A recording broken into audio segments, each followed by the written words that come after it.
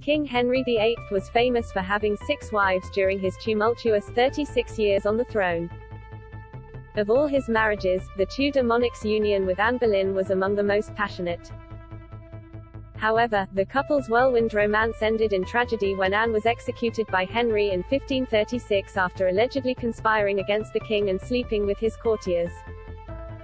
Many historians believe Henry's wily chief minister Thomas Cromwell played a role in her downfall.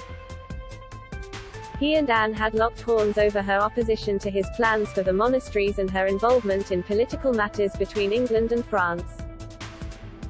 Historian Sandra Vasili claims that Cromwell's plot to take down his rival by telling Henry about her secret affairs coincided with the king's increasing sexual difficulties. Ms. Vasili, who wrote the 2015 book, Anne Boleyn's Letter from the Tower, A New Assessment, explained how Henry was struggling to live up to his virile image. Speaking to Express.co.uk, she said, "My belief is that he let Henry know that Anne was having sexual relationships with his younger courtiers. At that point Henry was starting to have sexual difficulties. He was in his early 40s. Just in royal panic, monarchy may come crashing down after Queen as Prince Charles no dream, his health was not great.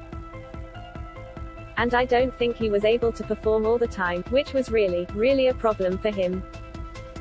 His whole image was, look how virile I am." So, all of a sudden, he hears, whether he believed it immediately or not, Shush's dallying with the younger men in court. That didn't sit well. That and some other orchestrations led him to sign her death warrant.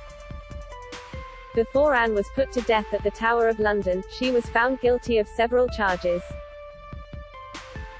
One of these allegations leveled at her included that she was found to have had sexual relationships with 5 courtiers, including her brother, Lord Rochford, George Boleyn.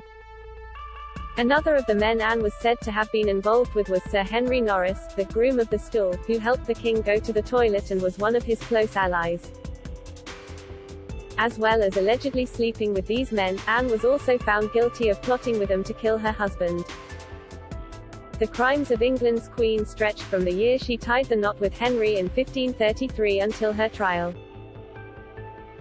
Despite Henry's brutal treatment of Anne, the king found it relatively easy to turn his attention to other matters, according to Ms. Vasili. She said, "Henry, I think, was also a great compartmentalizer. In other words, bad stuff was going on, but he had people to take care of that. Don't miss, Queen kept wonderful secret from family over the Platinum Jubilee weekend. Latest, Queen deserves dignity for rest of her reign. Don't think we'll see much of her. Insight, Queen and Prince Louis win hearts as nation's favorite Jubilee royals. Analysis. So, he would just turn his head to something more pleasant. And at that time, he had Jane Seymour on the hook and he was getting ready to marry her." She added, "The execution took place. Henry was not there. He didn't see it.